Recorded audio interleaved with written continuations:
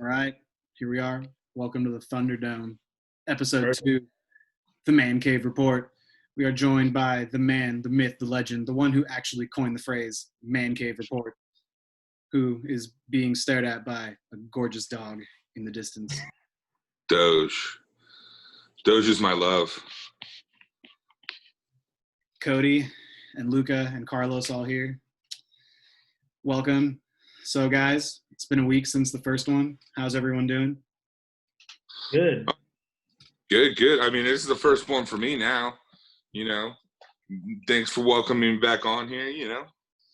Dude, I mean, I had to get permission to use your name, and I'm not just Yeah, thank you. Without I'm happy we're getting to use it again. I was stoked when I first started to use it back in 2013, 7 years ago. Dude, it was a minute ago, man, and it basically began as your brainchild to write about sports and shit, and it just never manifested into anything. Well, I had to make money and lose my soul in sales before that's what I meant, really, actually. Do it. Well, we thank you for your man cave. In this man cave, we are all one. Yes, we are all one. Dude, so have any of you guys happened to go to any of these protests recently? I haven't. I mean, I'm like, 20 minutes south of Salt Lake where someone tried to use a bow and arrow to break through a police shield, and I don't know if I'm down with that type of that level of stupidity. So so I couldn't go to one because with work and everything, it was hard to find the time to make that happen. But I've heard firsthand accounts from a lot of really good friends of mine who have been to the ones in Oakland and San Jose and even Redwood City. And so far, the overwhelming majority have all said that they are incredibly peaceful. And it seems like everyone is on the same page as far as what the message they want to deliver.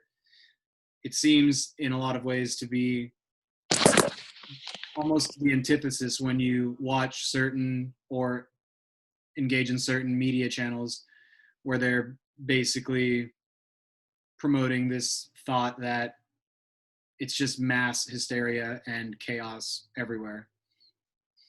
Yeah. I think when you look around a lot of different protests, especially at the beginning, the first couple days, you see violence really breaking out, being kind of provoked by the police, or some type of anarchist, single person who wants to just watch the world burn, basically. And what you find too is there's cities like Flint, Michigan, Santa Cruz, California, what was it? One city in Virginia, a city down in South Carolina that, where the police decided to put down their arms and march with people. There were no riots. There was no violence. I think that happened in Oakland too, up until a point where undercover cop. Yeah, exactly. Yeah, it was I read about it that it was an undercover cop that was there, and something happened with another protester, and he died, and then that kind of sparked an outrage, and it was just kind of a domino effect from there.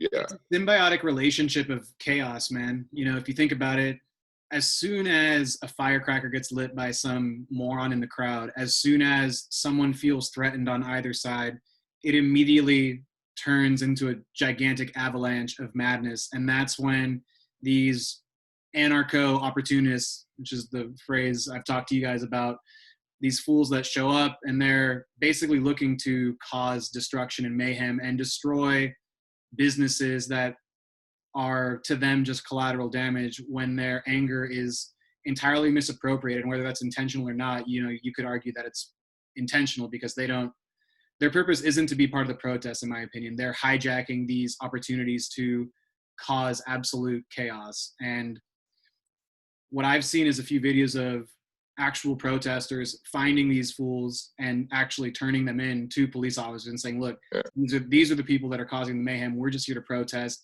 And I think there needs to be more of that. There needs to be more of this relationship between everyone that is looking towards the same goal. Because I think there's even a lot of police officers that are absolutely appalled by what happened to George Floyd, among so many others. You know, and you see that in places like Oakland or Santa Cruz or Virginia, where officers are marching arm in arm and giving hugs out. And I know some people call that, they attribute that to like when a spouse beats his partner or her partner and then gives them flowers the next day to try and make it better. I don't know if I would necessarily equate those two things, but it's good to see people moving in that direction, I think, where they want to work together, and I think they're doing a better job of pointing out those that are just there to cause trouble. Yeah, exactly. And there's like a level, there's the one video that came from, I think, day 2 DC protests, where you see a anarchist, or we'll call them anarchists, with a big old hammer breaking out a piece of the curb to throw at cops. And while he's doing that, about 10 protesters come in and subdue this guy and hand him over to police. And the guy who was, you know, the anarchist is pulling the other guys with him. And the police understand that those other guys weren't involved, and they're like handing him over. What we're finding, though, at least more recently in the last day or two, especially in DC with the whole Trump thing, is now Trump's bringing in, you know, prison guard unions. And these guys are used to dealing with, you know, people who have limited, you know, personal rights in prison, and are dealing with like prison riots. As well as other National Guard members that have no badge numbers, no like body cams, none of this stuff. And I think there are cops that want to be, you know, involved as far as like, let's let the protests happen peacefully. And then there's a number of those cops with the warrior training, that warrior mentality of like, ooh, rah, bring this shit the fuck on. Let's like pop off real quick and show you what's up, against like their own citizens.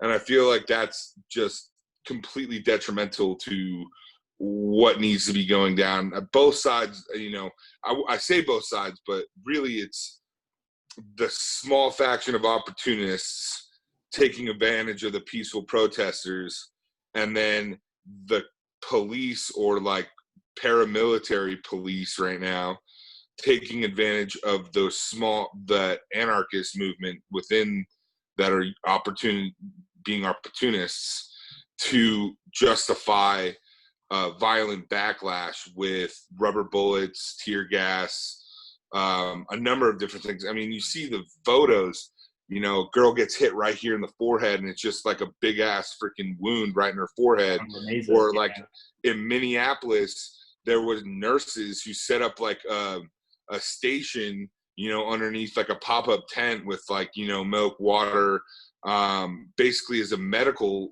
facility for people who are gonna be victims of like police violence. And the police come in and break it up and destroy everything and shoot at the nurses who aren't there protesting, but are there to help people who are injured. And I think that level of just like animosity is just going to come to a head at some point, and it's going to overflow. I just don't know how everyone's going to react to that when that time comes. There's pretty good points, man. I mean, especially what's happening in Minnesota. It's horrible. It's happening in DC. We've talked about it a little bit last week when the 2 cop cars that kind of drove into protesters in New York City. There's videos of police just doing drive-by pepper sprays or shooting tear gas at random kids who are not even protesting. They're just out past curfew. It's kind of this like warrior training that you were talking about before. I mean, it sucks to see, especially the woman who got shot in the head, and also the barbecue chef in St. Louis, who was. It was Louisville. 12 hours. Oh, Louisville. Yeah. Louisville. Yeah. He the was guy like 12 in hours Louisville, who's known for giving free food to police, is killed by police when he's trying to like feed everyone and bring like this let's talk type of vibe to things instead of let's, get violent. Like, let's really fucking get down to brass tacks and find a solution to this. And that guy, of all the guys, is killed. And it just is like a reminder of like, there is no accountability because a lot of these guys don't have badge numbers or body cams on right all's now. fair in love and war kind of thing. Dude, yeah, it's sad. It's really sad. sad. I mean, there was a report even in Washington that police officers who were protecting the White House area took off name tags and their badge numbers. So they're just going in unidentifiable. Mm-hmm. Yeah, and I mean, it's crazy what's been happening. I don't know if you guys heard the story about what happened to that federal agent in Oakland, but there was a federal agent that was just, I guess, out. He was just like in the streets or whatever, and a white van pulled up, and when the door opened, these two individuals who shot him, they were not dressed like your average protester or someone with a gripe. It was almost like a targeted attack. And it's like, it's a symbiotic relationship of angst and anxiety. You're putting people that are already in a hypersensitive and hypervigilant state, right next to each other in a space where as soon as something small happens, it turns into this immense, catastrophe of violence, and it's been going both ways. And I don't want to say that to belittle what's going on, but you hear things like that, and nobody on either side should be dying from this. These are supposed to be peaceful protests, and the people that are organizing these events are doing a great job of enforcing that message. And then you have these small factions of people that are just looking to cause destruction, that have no aim or rhyme or reason in what their message is, other than to bring about destruction under the umbrella of these protests. And it's like the worst kind of people. And you hear, so Donald Trump, I think we all can agree, hasn't been handling this properly, but he's going after saying Antifa is a terrorist organization, which Antifa is not really an organization. It just means anti-fascist. But the people that are using the Antifa moniker as a means. Yeah, people that are using the Antifa moniker as a way to describe themselves in an opportunist moment, right? And I'll give credit where credit's due. He's saying that there's bad people, right?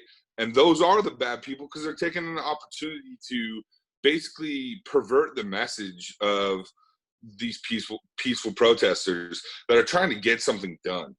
And I'll give them credit for that. And it turns the message from the other side from a point of these are peaceful protests to these protesters are all looters and thugs, which is a common trope you hear from more conservative media. And, in some ways, they're totally missing the mark because they're lumping this massive movement of peaceful, wonderful people, I think, in majority. They're all striving to make change that is long overdue, and they are being lumped into this group where it's really a small number of perverted individuals that want to use this as an opportunity to cause absolute chaos.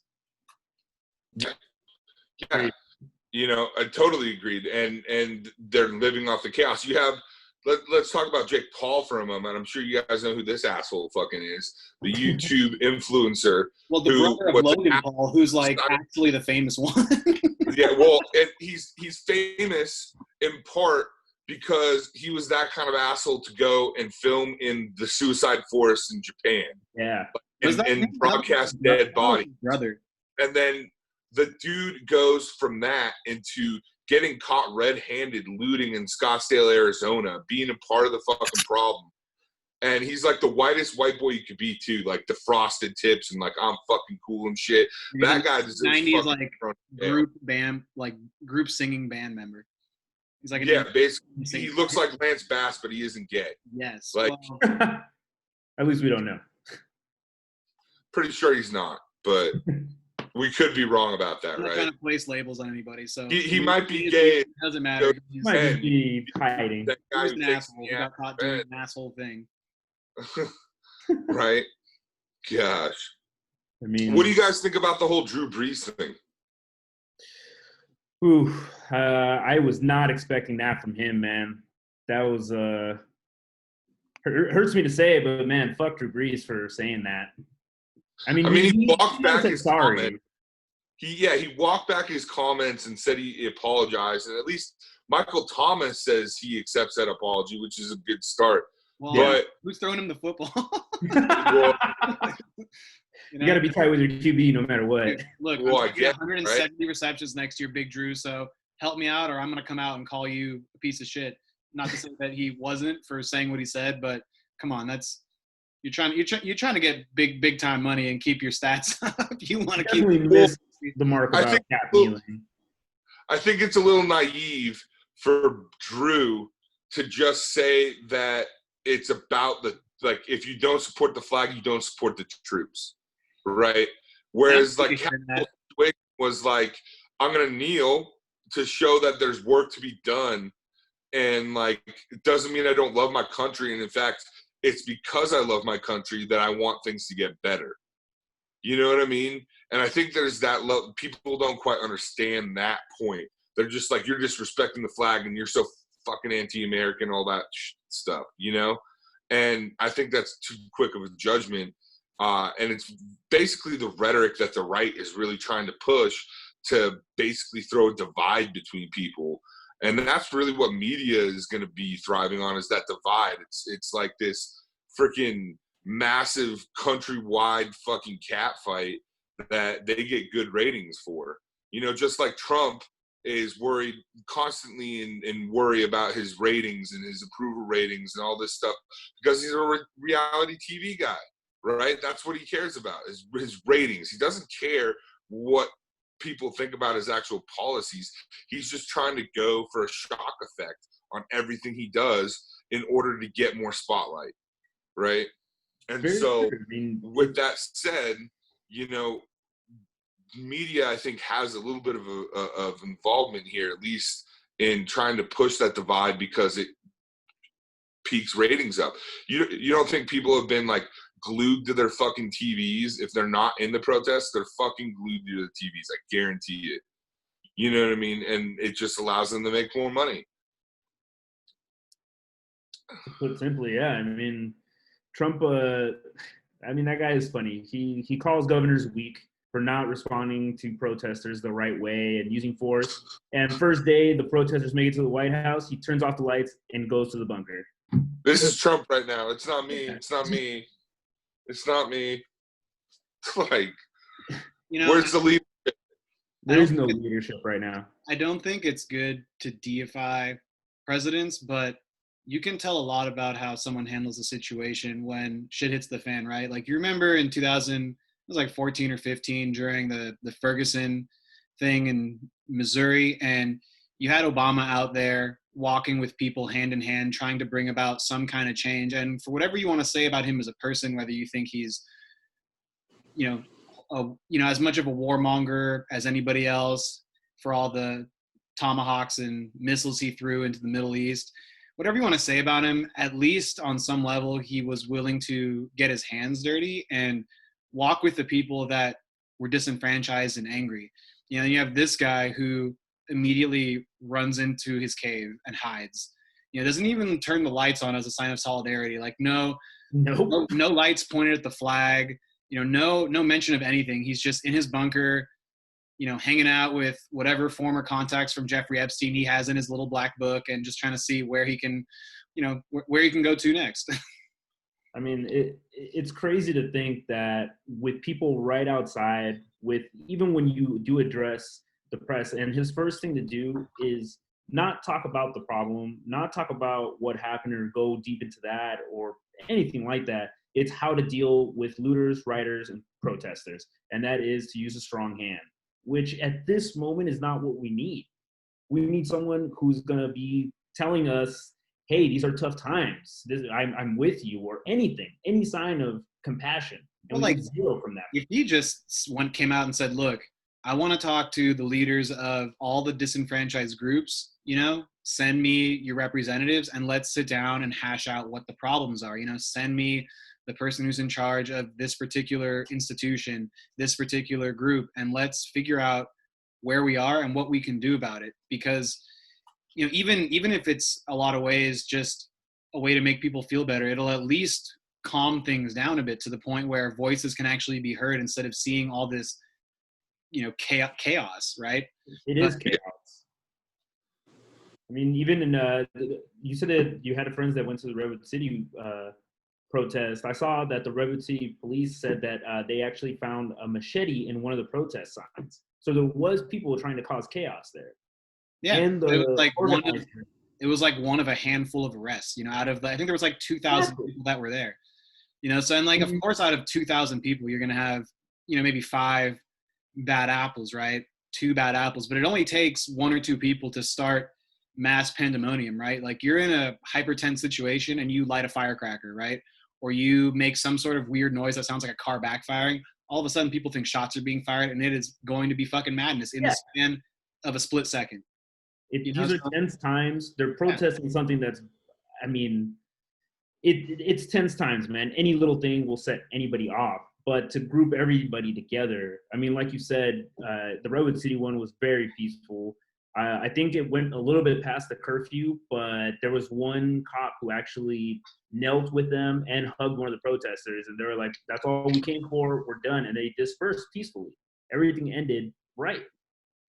There are going to be few people who want to cause chaos. There's Antifa. There's people who's posing as Antifa. There's white supremacists. There's undercover cops who are going to all these protests with the one goal is to incite chaos. They want people to freak out. They want buildings vandalized because it shows that this protest is doing more harm than good. Yeah. It's a level too, like, remember back in the day when we were younger men or younger boys, and there's a level of, you antagonize a person in class or whatever, might be considered bullying now, but you antagonize a person in class just to get that reaction, right? It's a very childish move, but it's something I think we've all done at least once. And that's what's happening right now, but with real world consequences in a massive way. And it's dangerous when it's in a massive way. I mean, hell, it can be even dangerous in a small way as well. Obviously the kid's not going to like being picked on, or, the kid who's being antagonized isn't going to, depends on how they react, right? And what happens though, if you don't show any reaction, the antagonization, that level, it goes away because people realize you're not going to react, right?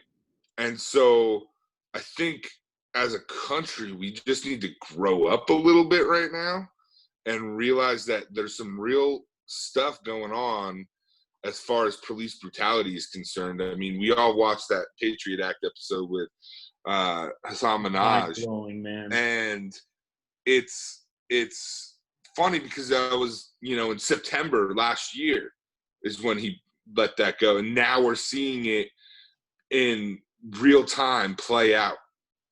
And police unions, the relationships between cops and the DA's office, and political contributions and warrior training, and you can't sue them because it's not a certified human right or whatever bullshit it was, that the courts won't let you sue them unless you've already sued them. And the analogy Hassan makes is it's like, trying to apply for a job and you need experience, but you just graduated, so you don't have an experience, but you need experience to get the job. And it's like, how the hell do you get the job? It's the same thing he was saying. It's just, our world has become a petri dish of bullshit. And just walk-arounds and people trying to avoid accountability. And you see protesters and, the people saying, hey, well, the violence and the looting isn't right. And yeah, I would tend to agree that violence and looting isn't right. But what the hell are you going to expect when they've been peacefully protesting for the last, like, 60 years, 70 years? Well, and those are just For since like segregation, that we're not even yeah, talking about, people working together in the Underground Railroad or, fighting alongside each other during the Civil War. So, I mean, this sort of going against the mold and fighting against who your oppressors are is basically an American institution, ever since we came here. And I mean, a lot of horrible things have happened, there's no denying the horrible things that have happened. But I think this idea of fighting against, as you learn what's right and what's wrong, and I know that's kind of a silly thing to say, you should know what's right and what's wrong, but, as a society learns what's right and what's wrong and does and takes the necessary steps to try and improve those things, if it's met with a tone deaf response or people that are ignoring the problem, it's like a boiling pot of water. If you leave it unattended, it's going to boil over and you're going to have a problem. So you need to make sure you're tending these situations. And when people are coming to you with a real grievance, it is imperative to hear that grievance and do what you can to improve it. And it's incumbent upon everybody to want to improve the situation, because a rising tide lifts all boats. And if we're able to lift everyone up, we all benefit. If we can bring everyone to an equal point, we all benefit from it. And there's no denying that. Bad people who do bad things, especially in positions of power, especially because they are in a position to inflict more influence on our freedoms and our abilities, they need to be held to the same, if not higher, standard. I mean, what change do you see right now that could be made automatically to either the police union, the onboarding of new cadets, the training of new cadets? What do you guys think should change automatically from all this? Well, okay, so I'm not against unions, kind of like Hassan was saying, is like unions usually are for the better, right? Mm-hmm. Well, they're for the better of the people that are part of the union. Yeah, for sure. Yes. And I think one strong union for a labor union, let's say, could be a benefit for other work as well. Because, like, say you have a strong labor union in construction or whatever it is, right? Then you're obviously going to see an uptick in wages for, like, independent construction workers as well outside of the union, because the cost of that labor is probably going to increase because it's required for other things, like that union, the union portion, right? Just like, say you're working at Costco. I know in California, Costco's got a union, right? Well, everyone who works at Costco who's not in California still benefits off that union being collectively bargaining for better wages, better, what am I saying? Better benefits and all that stuff, right? So when everyone is in a labor, like one labor union can help benefit a lot of other people, especially in the area as far as market price for labor, right? I don't know where Luca went, but we can't see him. Luca left the building. But what we're finding is with at least the police union, right, they're basically fighting for the rights of their police officers to make it harder to sue them, harder to bring about like prosecution against them, right? And it's harder to bring prosecution already because the DAs rely on them to gather evidence and all that jazz, right? So I think making a special prosecution available for police officers, so you're not basically going through the DA anymore. So there's Robert Mueller was a special counsel because he wasn't you couldn't fire so Donald Trump couldn't fire him. You know what I mean?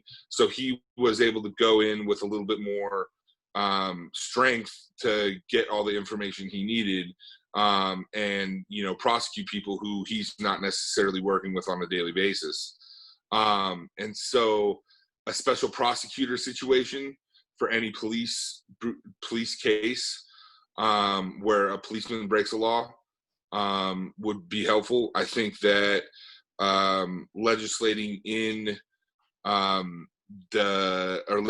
out the ability to not get sued for, something that, if you have, cases against you, there should be a record of that, just like in any other job you do, right? Not saying that police job isn't hard, because it's hard. I wouldn't want to deal with half the freaking crackhead bullshit they deal with on a regular basis. Got no way, right? Yeah. You got to give them credit where credit's due on that. But then you have a number of people who continuously break the rules in order to do what? Like, just be above the law. And that needs to end. So how do we end that is the question we need to start answering. There's plenty of people protesting, right? But I think the protests, we're at a point where there's critical mass coming in, which is good. It's getting global critical mass, right? But there needs to be specific demands now, right? So yes, we want to end police brutality, but let's start demanding a specific piece of legislation be put in order to get that done, so that now we're pushing the state legislatures, the federal government, to legislate in protections for the people of their just God-given, civil rights. The Bill of Rights is there for a reason, right? Those cannot be infringed upon, right? And they're continuously being infringed upon, and people are dying for it. So we need to start putting in protections or making it easier to prosecute and convict people for, infringing upon those people's rights, right? It can't just be some like, here are your rights, but we're not going to help you, make it so people can't infringe upon them. I think so. That's my 2 cents at least.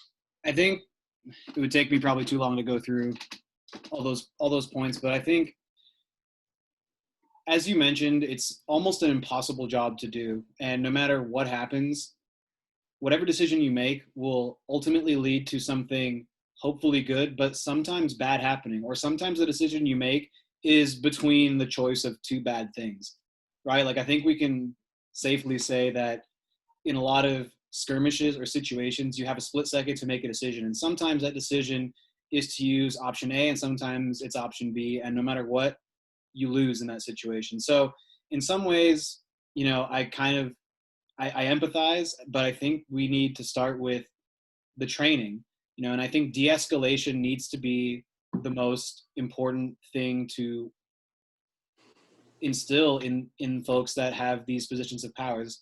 If and this is probably a bad analogy because we're comparing apples to oranges, but the military is trained on how to quickly identify a target and go and achieve it while minimizing collateral damage. That is their job. And in a split second in wartime, they're able to make seemingly more distinctions for the positive than the negative, whereas it seems like in some cases law enforcement may be too quick to react to a situation. And I understand that it's sometimes a split second decision, right? You don't necessarily have the moment to internalize what's going on around you. Sometimes it's a matter of just reaction, and it's hard. I would say, starting with specifically working on de-escalating situations instead of thinking about acting versus reacting. I mean, it's in the Patriot Act, that same episode. The one statistic that stuck with me is that police officers in training, they have 8 hours dedicated to de-escalating, circumstances. That's it. Mm-hmm. And the rest, 120 something hours, is used for weapons and combat training. Yeah. That number is so lopsided, and it just shows that, the training that police officers get is almost survival. They are going to have a gun, most probably. What are you going to do? And that's it's teaching them that it's got to be them being preemptive in how they strike, mm-hmm. right? So I'm going to have my gun pulled before I even know you have a gun. Yep. You know what I mean? And it's just unnecessary, right? Not to say that there aren't police that die on the job, that definitely are. I mean, the statistic for people who get shot with a routine pullover is pretty bad. I mean, in LA alone. Yeah, exactly. You have too many cops acting as if they're in fucking Fallujah, and the people who are actually fighting in Fallujah have more self-control on who they shoot and how they shoot because there are civilians around. But what about our civilians and the police that are getting it? Not to mention, like, is our police departments getting fucking armored APC carriers, right, with like basically tanks, right, for use against civilians? Like, how is that necessary in any way, shape, or form? I mean, the biggest shootout anyone's seen in the last 30 years was in 1999, the LA bank robbery. I don't know if you guys remember this, but dudes with freaking Browning machine guns and AK-47s robbed a bank, and they had full body armor on. Both those dudes died because police killed them, right? Ended up killing them. No cops were killed still. And that was the biggest shootout they've seen in American history, with two guys with, you know, unbelievable firepower and body armor, and police still came out on top with no deaths. So I will say though, like in terms of what you're talking about, there's also a marketed increase in the likelihood of a police officer being killed by a civilian than the contrary. Like in terms of statistical analysis, I think it's something like the order of like 15 or 20 to 1, where an officer will get killed in the line of duty by a civilian than the contrary. Mm-hmm. You know, so I think in some ways they're exponentially better than people give them credit for. But what I will say is it's not so much that, right? It's more a matter of when you see something that is clearly wrong, it needs to be addressed. And it's that simple, right? When you see someone hurting someone else, whether it's, you know, human, you know, like pedestrian on pedestrian, like civilian on civilian, or politician on, but like anybody who's hurting or harming anybody should just be punished, right? Especially if it's in an egregious situation or a situation that is born out of one side dominating the other side, right? Like people should just be punished when they do bad things. You know, like I can't sit here and say, you know, ACAB, right? Because there's like, and I know people are going to hate that I'm saying this, but I'm going to say it anyways. There are so many out there that try and do the right thing and want to do the right thing, and that are, in, you know, in a manner of speaking, standing with the protesters and wanting to see change. And you see police chiefs from San Francisco and across the country calling for that officer to be like basically immediately arrested, because one of the things which is paramount in every police textbook is the sanctity of human life. That comes above everything. Like every chapter essentially begins with some reference to that. So it's not even a matter of like, I don't think police are getting better. I think compared to the 90s, compared to the 60s, compared to like, it's, you can't even deny, like the statistics are pretty much irrefutable. But the fact remains that when someone does something wrong that is so obvious that it can't be obfuscated by someone saying they were in fear for their life, like in this particular situation, and among others, like that EMT who was killed in her own home because they got the house wrong. Like there are certain situations where it's so obvious, right? Like it's not a matter of ACAB, and if you believe that, you're probably an Antifa instigator anyway, so I don't really care what you have to say. But what I am saying is, when bad people do bad things, it seems like disproportionately when a certain type of person does it to a certain looking type of person, they get off far more frequently than they should. And I think that is where the crux of this problem resides, is right there in that point. Comparing the same comparison you made to the protesters, I mean, there's always going to be a few bad apples that are going there to incite violence and chaos. It's the same thing with the police officers. There's going to be bad apples. You can't group all police officers together. Now, whether you say it's the training, whether you say it's the union, whether you say a number of things, I mean, no matter what, you're always going to have bad people. But I do agree with what you just said, is it's recognizing the problem and addressing the problem. It's not having them be protected beyond measure, where, I mean, the guy who killed George Floyd had 18 counts against him. 12 counts. 12 counts. It's ridiculous. It shouldn't even have gotten that far. But even that, I would argue, is almost irrelevant, simply because there are so many times where someone who's fucked up or drunk or whatever, and again, this is a totally different situation than the one that happened to George Floyd. Mm-hmm. Like, there are plenty of times where someone who just wants to try and get away with something will file a false report. So, in benefit to how horrible that person is, we don't know the extent of those 12 reports. But what I will say is we know for sure that kneeling on someone's neck for 8 minutes, for 2 minutes after they've passed out, is probably not good for their health. And you should be trained better than that.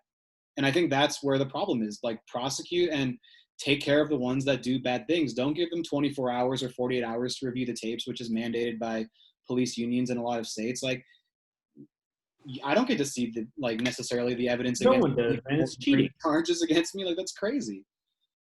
They get to analyze the tape and say, okay, this is what I can say to this. This is what I can say to that. Which Well, and the thing Hassan Minhaj also brought up was they have 24 hours to come up with their story. Mm-hmm. Like, they need to be held to the same accountability as I don't someone think that's else. ubiquitous across all stations, but yeah, in some places it's 24 hours. I'm sure in some places it's more, but we shouldn't lump everything together, because every state and every even like police force has kind of its own way of doing things based on their union. Yeah, and exactly. And but here's the thing. So, we have professions where you can't afford to have bad apples, right? The one I like to use is you can't have a meth addicted airline pilot. That's why they drug test, right? Dude's gonna crash into the freaking Rockies, doing a transcontinental flight because he sees Scooby-Doo, walking in the Rockies or something. You can't do that, right? You can't have bad apples to just be in that profession. So they have rules and regulations. The FAA has regulations for those pilots. They have to have their license. They have to have so many hours. They have to be good at their job so that they don't kill people. The same needs to be held for police officers, right? Or anybody that's in charge of someone's safety and their life, basically, right? Like, yeah, exactly. You know what I mean? If you got lives in your hands, you got to kill. Well, that's why it's different, right? Because with a doctor, if a doctor fucks up, they pretty much get sued right away, and that's why they pay for like malpractice insurance, so that when that kind of stuff inevitably will happen, they, have some sort of, fail-safe, but they can still almost immediately be sued. Whereas, in some instances, to try and hold an officer accountable, it can be a lot more difficult. And I understand their job is difficult, and they probably deserve some protections and some benefits that we don't get because of how inherently dangerous their job is. But they should also be held to standards, and they don't go through, I don't think, enough into that, right? I think it's also there's such a high demand for police officers now because not enough people want to do the job. No, I want to do it, so they're gonna take anyone who gets through freaking academy and train them up to do whatever, and there's a level of, I talked to, I'm sure you know who I'm talking about, County. His dad was the former sheriff of San Mateo County. And this dude was telling me that, there's a lot of stuff they have to deal with. And, he's personally not going to be the guy who goes and gets robbed, but there's tons of guys who come in with this mentality of they're going to get some, and there's that mentality, that culture that they're the law and they should be obeyed even if they're wrong. Well, I think in some ways to fix that, you need to, it's kind of like how the university system just hands out PhDs to almost anybody these days, right? You need to make the process to becoming a police officer rewarding, but also difficult. And I think you'll start attracting more people that I think are qualified in the capacity not only of the physical ability, but also in the de-escalating and psychological abilities, right? And having people that are hyper aggressive in some ways can be beneficial if you're planning to use them as a militarized weapon. But that's not, they're called peace officers for a reason. Their first objective should be de-escalation and finding peace. And I think as important as it is to have someone who might be able to dominate a situation where someone bad is doing really bad things, you also need that person to have enough presence of mind to talk someone off of the avalanche, talk them off the ledge, basically keep it from becoming a widespread, large-scale problem. Yeah. Also, guys, we got good news.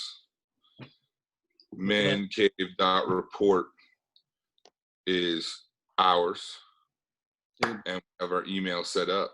we are, dude, we're going live, dude. If We'll go for launch. Also, just so you guys know, I was on my my uncle's radio show yesterday. It'll be on his podcast set up to go live either Saturday or Sunday, and I dropped our names. I would also, and this is just, you know, for the benefit of everybody, you should probably reach out to Matt Horsley if you haven't beforehand, and just make sure that, you know, it's cool to drop him. Otherwise, I'll move some things around. But yeah. I'll I reach out to Matt and see if it's cool if I drop. I don't want people to be, you know, quoted or potentially, you know, used in a way that they're not. Oh, for sure, without a doubt. We're cool with, which is why I haven't used any names specifically. It's all just general, non-insinuative. Now, nice. I'll text him right now, actually. But yeah, man. I mean, I think we went a pretty long time just on that subject alone, and I think, in summation, we can all agree on a few tenets, right? And that would be, we want people who have positions of power, and I don't even want to exclude it to just officers, right? Politicians, mayors. Mm-hmm. I want all these people, judges, when they're caught doing something that, you know, that even just through the eye test, you know, is wrong, they should be punished just like a regular person would be. I also think that people that are inciting violence and making this protest about their own potential gain by causing the destruction they so desire is also wrong. And I think it's incumbent upon people to make sure those are the folks that are pointed out to police, because I do think the police want to find those that are causing the looting and the rioting, which is, you know, not 99% of the protesters that are out there.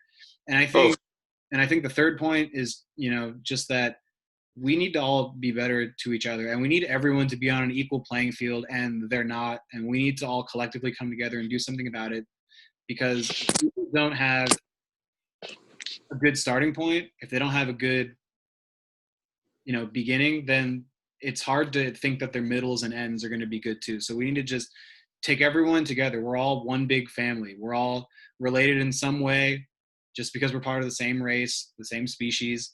We need to come together, and it's important. It's for the benefit of humanity. For sure. Couldn't have said it better myself. To quote Will Ferrell in Semi-Pro, everybody love everybody. Let's what a great the short shorts and Will Ferrell are a great match. Yes.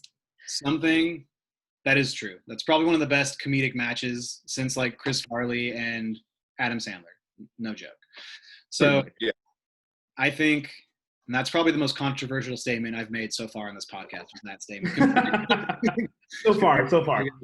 So what I want to segue into now is, we've all seen the Epstein Docuseries. I've seen it twice. You saw it twice? Bro. All the way through twice. Why? Dude, because you pick some shit up in the second time that you don't necessarily pick up in the first time.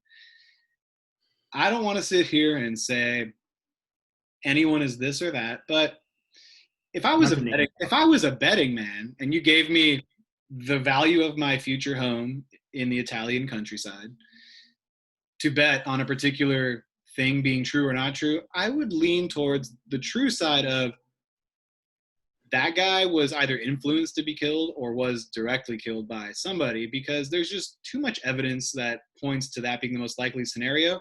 And even if he killed himself, it was because someone told him to do it, or horrible things would happen.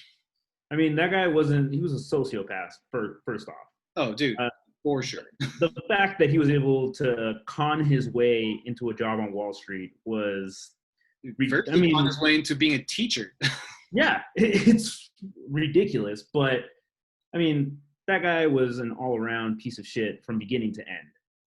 And, I mean, I'm not going to name drop, but a certain quote unquote president is probably a piece of shit too. Presidents. Allegedly, if it's true. There were at least Clinton, wait. Clinton didn't do anything wrong, remember. Well, and the one girl hold on. Clinton According to the didn't do one anything girl wrong. who had firsthand knowledge of the island, she says he didn't do anything wrong. But you think she was the only one on that island? No, I don't think she was the only one. But he was there all the time, also doubtful. Like, I'm not saying that there's direct evidence, but I'm saying Clinton also denied being on that island to begin with, and she put him on that island, right? So ipso facto, on the island, and there were definitely underage girls walking around topless, like, because she said so.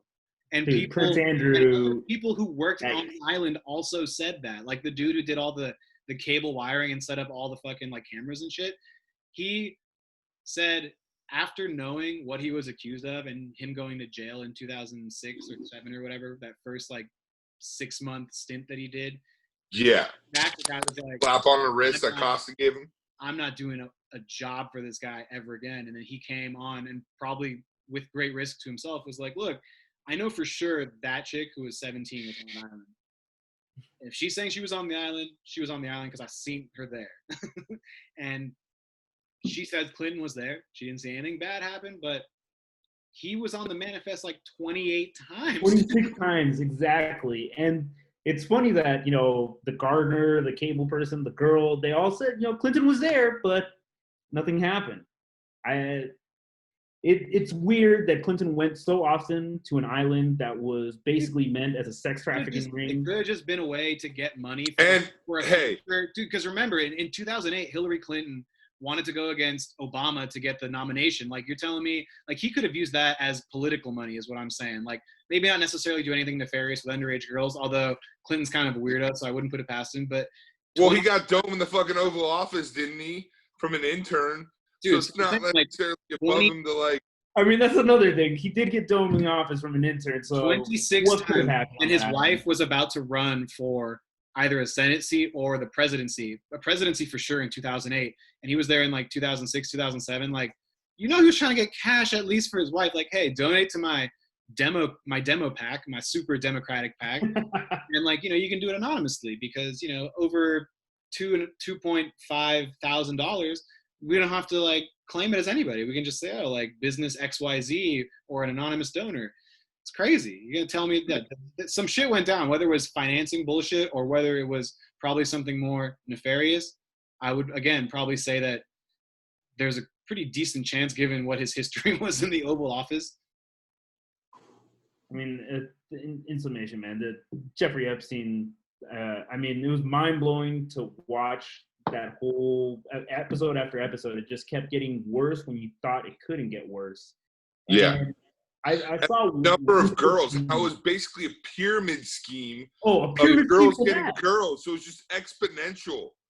It was exponential. He said, I think it was the lawyer who was on the case. He said that we don't have it could branch out to, we don't know the final number because so many people closed the doors in their faces and were like, I don't want to talk to you about it. Like, dude, this thing could have gone so deep, dude. One thing that I thought was funny was the professional like medical examiner that came in at the end and was like, well, he broke his hyoid bone, which is only common in a strangulation, not in a self-hanging. So like, there's a chance, blah, blah, blah, blah. So like, of course, I did research on hyoid bone breaks, and they found that in Thailand, roughly 25% of people that hung themselves from age like 25 through like 65, roughly 20 to 25% of them had a hyoid bone broken. And they said that those numbers increase pretty heavily with age. Dude was 66 years old. You're telling me that even if people want to say he didn't kill himself, that he couldn't have killed himself that way with a broken hyoid bone, like there's definitely medical evidence that even if he did kill himself, that he could have killed himself and broke his hyoid bone. Those are not mutually exclusive possibilities. Yeah. But I think there's a lot of people in high places that would have liked to see him dead so he didn't. Look, we know, that list is exponential itself. We know. Prince Andrew or whatever, that's like English royalty. Like interview, man. That oh my gosh. I've never seen a guy blink so much in an interview, which usually means you're full of shit.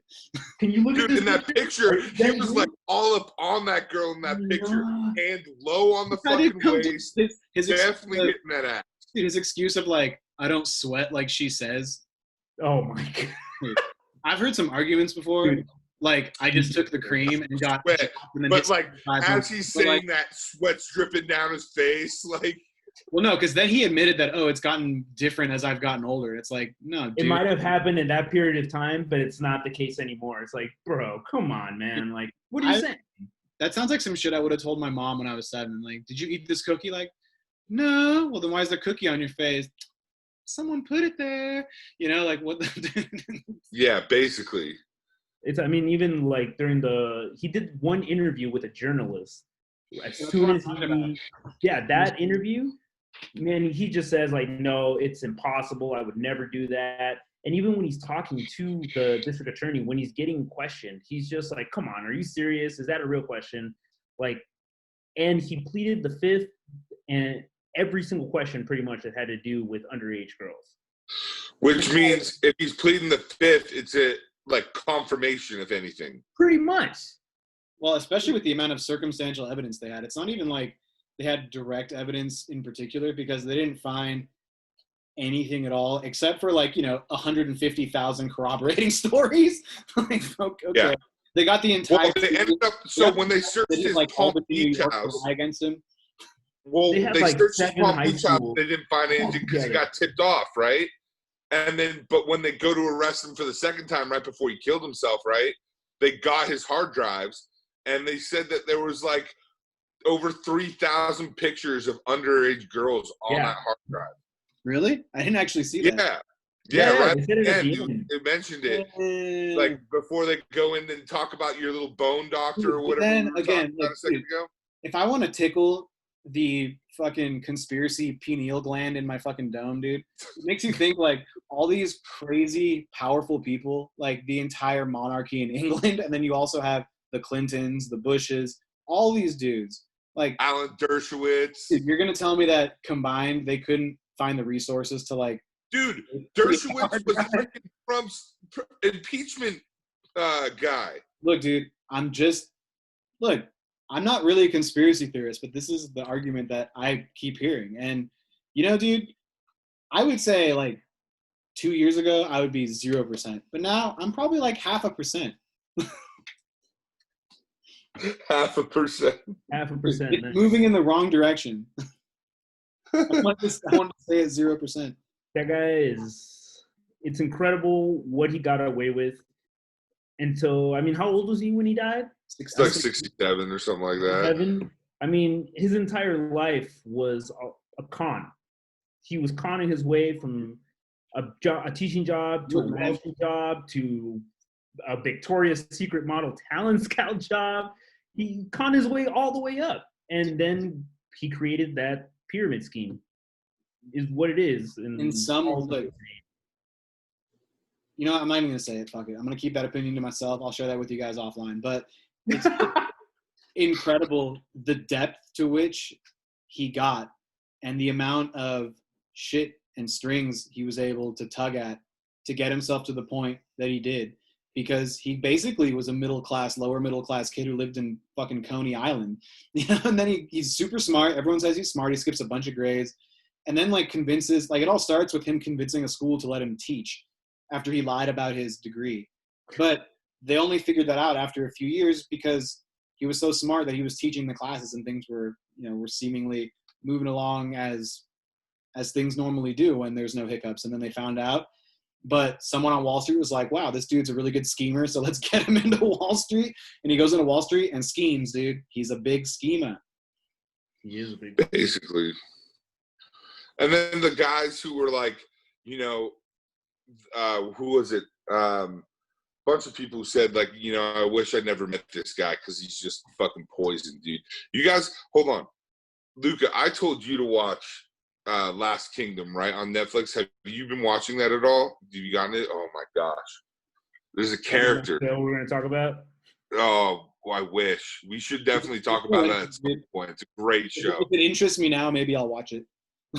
But no, there's a character in like the third season. Her name is Skade, and basically she's like this Danish Viking girl who basically like plays all the fucking Viking dudes against each other and shit, and like has this like way about shit, and everyone else can see, all the women can see that she's just fucking poison, right? But all the guys are just like, yo, we're about it, we need power, blah blah blah blah.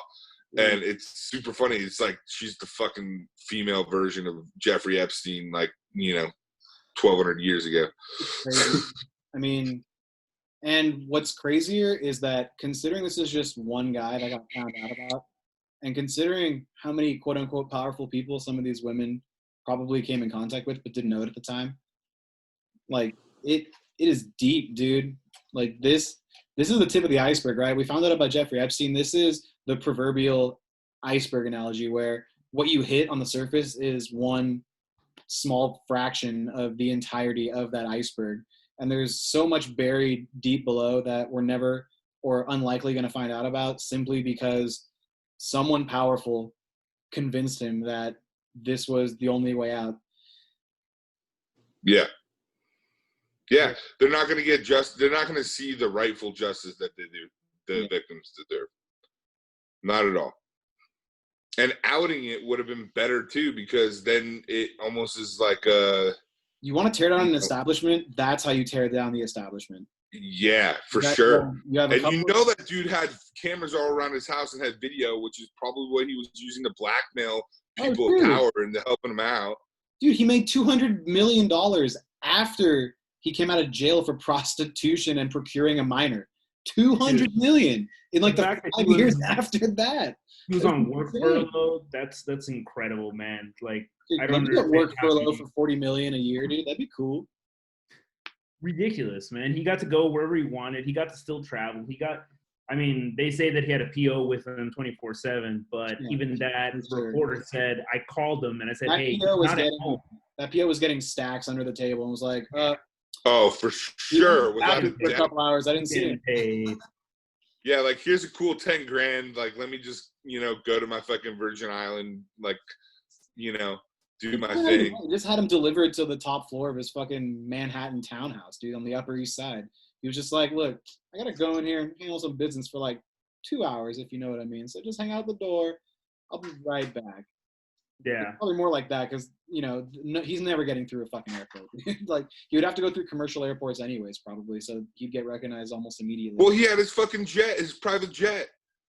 But even then, you still have to get through. You still have to make all the plans for that kind of flight. And there's probably so many checks I would go with. I was someone as high importance. Yeah.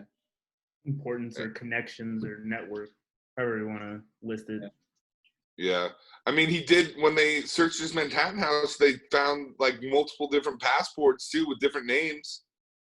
Like, how the fuck do you get a fake passport that's so good that can get you out of the fucking country? There's only one way. You gotta know someone in the government's gotta be getting That's a whole other theory, dude, that this guy, Eric Weinstein, from his Portal podcast brought up when he was talking to, I can't remember who he was talking to, but he was talking to someone about, he was doing a solo thing. So shout out to the Portal and Jeffrey and Eric Weinstein. But he called him almost something to the tune of like a program where maybe he was just this guy that was taken in by, like the CIA, but the domestic version. I know that it's not really the FBI, that's someone else, but someone deep, and he was so deep undercover that they were trying to discover these these schemes and shit, and then he just fell victim to the lifestyle. It was almost like the drug trade with the CIA, just bringing that shit across the border to create a problem. In that respect, they like kind of created their own archetypal version of like a like, dude, like some sort of like hitman / fake agent, just to see how deep this shit goes. And it just got too deep. So he got too involved and then he got axed for it. Who knows, man? There's so many theories abound about this guy. Dude, okay, so we obviously can agree that Epstein is bad. What about that bitch Ghislaine, dude? Yeah, the fact that she denies everything till this day. Where is she right now? Is she in jail? No, dude, she's like out and about. No. Let me find Dude, that. that's insanity. It's insanity. That you're a part of that and you're not in jail. Well, she was a part of it. She participated in. She was the mastermind. She was the fucking. She was one of the masterminds for him. I think it was both of them that were just half an hour. Like, we're both down for this. We're gonna keep doing it, and that's it. Yeah, dude. Where's she now? She was on like a whole nother level of fucking evil to be doing that to young girls too. Like, and she's a woman herself. Hmm. Like, holy shit. Yeah, that's an evil person. Evil. Gosh, man. In 2019, reports surfaced that Maxwell had been living in Manchester by the Sea, Massachusetts, home of Scott Bergeson, CEO of Cargometrics, a hedge fund investment company involved in maritime data analysis. Maxwell and Borgerson were described as having been in a romantic relationship for several years. So, dude, she's just like out and about living the fucking life, dude. Retired. Dude, yeah, retired. Probably took a few $100 million from Epstein before he croaked. Remember, he put it in a trust. He actually. It all went to his brother. It all went to his brother, and you can't tell me that there wasn't some sort of like secret message, like I want you to make sure this bitch gets paid out so she keeps her mouth shut. And like, dude, I can't even begin to fathom how deep this rabbit hole goes. It goes all the way to the other side of the earth, man. It is a deep fucking hole. Yeah. Crazy, man. Nice. I think where are we at? I think we kind of covered it. So I'm gonna subjects that we wanted to cover. All off. I think we did a good job, and I'm just gonna end this shit right now.